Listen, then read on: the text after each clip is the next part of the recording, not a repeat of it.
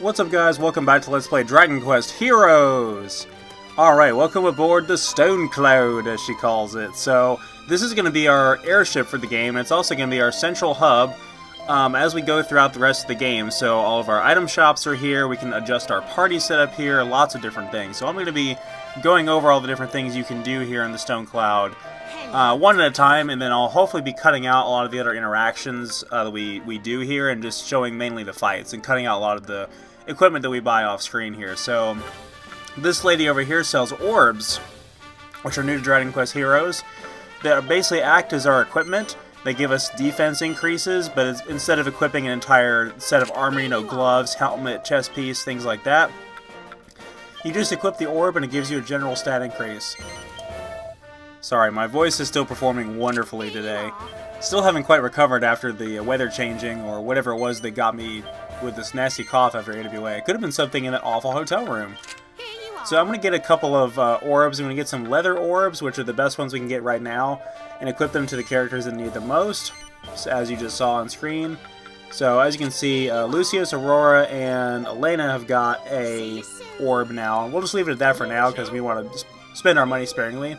So this guy sells us weapons. And he can also, we're going to go ahead and sell off some of our excess loot. So obviously the horse manure is useless. We're going to sell that off. Anything that's worth any kind of value. So if we have any gold nuggets or silver nuggets, we'll sell those off and earn a lot of money that way. Most RPGs have trash loot that is designed just to be sold off to make a profit off of. So we'll be taking advantage of that. Let's see. So as you can see, a lot of new equipment has been unlocked. Nothing I want to get right now. It shows you what the new items are, but nothing I can really afford right now. We'll come back and get some stuff a little bit later on. So this lady over here is the post office. So she has mail for us. And the mail that she has for us is usually follow-ups to side quests and things like that. Like if you finish a side quest, somebody will say, "Hey, great job. I really appreciate you helping me out with that." And it can also unlock new side quests and things like that by going and checking your mail. So you'll see who it's from. You'll get a lot of accommodations this way sometimes, especially if you open up one of the ones that says special delivery there, you can get a particular item from that. So we got the slime spattered map from that, so that was required to address the plot. So we have to basically talk to everybody in here in order to progress the game. So we did that and we got the map, which is going to allow us to continue on throughout the game and go to different locations around the world map. So this guy over here is King Flaminio, which obviously that's a pun. You guys should be familiar with what it's implying. He takes mini medals and in return gives us really good equipment. So we can get random trash loot and crafting parts from him. We can get the crafting recipes, which we'll be using very soon at the alchemy pot directly next to him. We can also get really good equipment from him. So I'm not really going to be taking advantage of this. The most powerful weapons in the game can be obtained. As you can see, the best orb, the Orbolero, can be obtained. You can see the massive increase in defense that offers. The Sword of Miracles we can get from him. The Sacred Orb, Angel's Orb. Oraculum Gauntlets, which would be really cool. Farewell for now. Ready? Okay, so here's the alchemy pot. So this guy takes random trash loot or ingredients that are dropped by monsters. He combines it together and makes accessories for you. And accessories give you minor stat increases and increases to certain abilities and things like that. Nothing terribly useful. He's going to give us some ingredients right off the bat right here to get us started. And we may actually have some other ingredients we can use. So we're going to go ahead and make something right now. If you really wanted to dive deep into the different recipes and make something really good, you can definitely take advantage of that. But to me, that's just way too much grinding. Way too much research to try to figure out the drop rates and the items that you need. Not the kind of pace-breaking thing I want to do in a Muso game, especially because I mainly rely on the combat sandbox and less about passive stats when it comes to a Muso game, just like in Basra, those other games where I don't really tend to worry about the secondary equipment that much in Basra. But it's definitely a worthwhile venture in this game, just like in Dragon Quest VIII. The alchemy pot is a great thing. So we made a little bunny tail there. We can equip that to Aurora or whoever we wish. So there is a couple of different types of recipes you can use to create the same item. Some of those have different success rates, different passive effects that can occur as a result of using that particular recipe over another. You have the quick one, you have the classic one or whatever, and I think there's another one that you can get that's more consistent. You have to unlock or buy the recipes. So if we go to our equipment setup right here, we can equip either the gold ring or the bunny tail. So we have an accessory equipped now. We'll put the bunny tail in Lucius.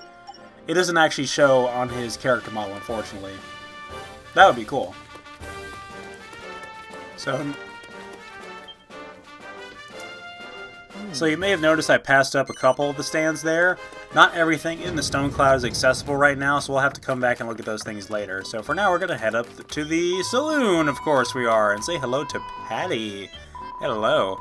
So she, instead of serving us drinks, she's actually going to allow us to rearrange our party setup. So let's go ahead and bring Alena and Kiryl into the fight so we can demonstrate them. I'm pretty much not going to be using King Doric again for the rest of the game after this point, now that I don't have to. So this guy has some information for us. We can revisit cutscenes by talking to this guy, although I don't think we really want to do that, but it's always an option for us. So that's pretty much everything we can do in the Stonecloud right now. I'm going to show you guys where the church is so we can save. And we'll bring Alena and Kiryl into the next battle. So as you can see, most of the new characters that you get, when you get them, are a couple levels ahead of where your current characters are. Either that or they come in at fixed levels and they just happen to be higher level than what I have right now. That doesn't mean that I don't necessarily want to use them. Certain characters that I'll be using long term, I'll go ahead and put in my party. But other times I may decide to wait until my current characters have bridged that level gap a little bit more. There's a couple characters in particular I'm thinking of later on that come into your party at really high levels, so not exactly a bad thing. Okay, some of these cutscenes I'm going to be skipping. We just have to talk to everybody to advance the plot. And any relevant information I'm going to be leaving in. Any pre-rendered cutscenes or anything like that are going to stay in. We should be able to access the map now and travel to our next location.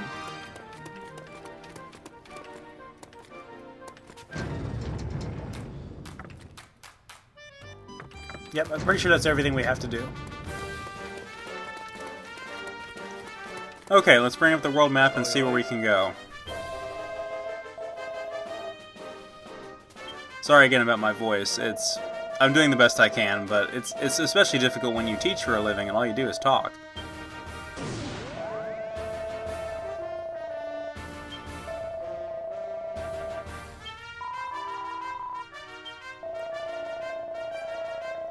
So now that we have access to the world map and the airship, we can pretty much go anywhere we want that we've previously visited. New locations that are relevant to the story will appear incrementally as they are unlocked, but we're able to go to our previous locations and do trials there to level grind, so I'll definitely be taking advantage of that. And when you revisit a previous area, I'll show it off really quick. You can see over here at Arba, where the world tree is, it says Arba Castle Recruit. That is a battle challenge. Over here at Caliber, you have the two different ones. Recruit is the difficulty level, so you'll slowly unlock additional difficulty levels for those challenge areas, which basically just equates to how tough the monsters are that spawn there. So if you want to fight early game enemies, pick Recruit, later game enemies, so on and so on. And that's how essentially you can go back and grind in this game. You can grind for levels, you can grind for money, or you can grind for particular loot drops from certain enemies that spawn in particular areas of the game. So if you wanted to go back and fight a bunch of slimes, you can go back out to the fields by Caliber and just grind against slimes forever. So we'll be able to access a bunch of side quests and things like that via the world map. So now we're moving on to Colossia, and we're finally bringing Kiryl and Alena into this fight. Now this is one of my favorite fights earlier in the game because it really illustrates how the combat sandbox is really opening up. So let's start by demonstrating Kiryl a little bit. So again, Kiryl and Alena both come from Dragon Quest IV. Kiryl is Alena's loyal bodyguard and sidekick, and he has a couple of really good things going for them. He's a spear user, but he's not particularly physical in Dragon Quest IV. He's not that great with physical attacks. He mainly has some spells that work in his favor, including instant death spells like Whack. But one of his best assets is the buffs that he offers. He offers the spell Ka buff, which will add a defense increase to all of your party members. So that's really nice. So his other abilities, his actual combat sandbox with the spear is actually pretty good. And I didn't particularly care for it the first time I played through the game, but it's grown on me quite a bit. So right now we can use Maelstrom, which is his essentially his first melee ability that you can use, and it's pretty powerful. It'll group together a couple enemies that are in front of you and slash them all together. So there's a couple of generic soldiers that are guarding the gates over here. That's what we're trying to protect, is the gates of Colossia. And we're going to take out these Maw Keepers over here. These shifting sands slow us down, unfortunately, so we're going to have to be wary of that. But it also will slow down ground-based enemies. Of course, flying enemies can just avoid it altogether, so we got to look out for any Chimera or things like that want to fly over it. So, got some zombie enemies here. I'm not sure if they are what they're called. I think we'll find out when we pick up their token. But they are they can take a lot of damage though. So I'm gonna release these little spellcasting guys. We picked up a Bag of Laughs token, which I don't think is particularly useful. Walking Corpse. Okay, they're a sentry. They're pretty tough in terms of their physical durability too. We'll be fighting enemies like that for the rest of the game, and they're gonna be a constant annoyance. So, a lot of enemies are gathering up here at the gate, so we'll try to clear them out with Cold Fission. Aurora, obviously, always being a good choice. You're going to see me swap characters in the middle of combat a lot for the rest of the game going forward. Oh, there's a golem. Want to be careful of that. So let's show off Alena really quick. So Alena is one of my favorite characters in the entire game. We're going to be using her quite a bit.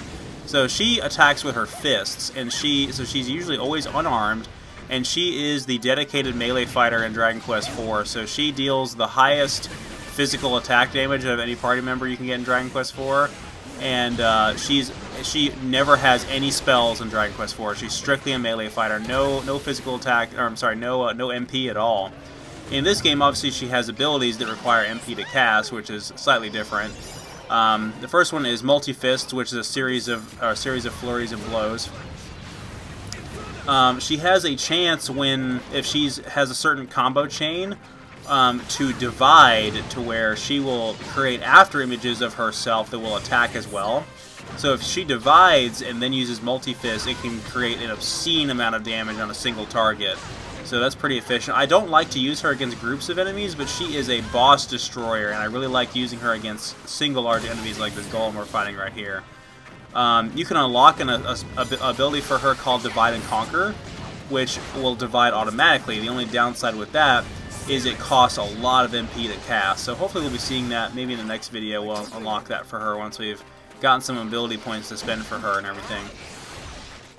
We should be seeing, you can also hold down the triangle button and you can charge a single fist attack with her, which is very good against an enemy that's staggered. You can deal a lot of damage repeatedly over and over again with that.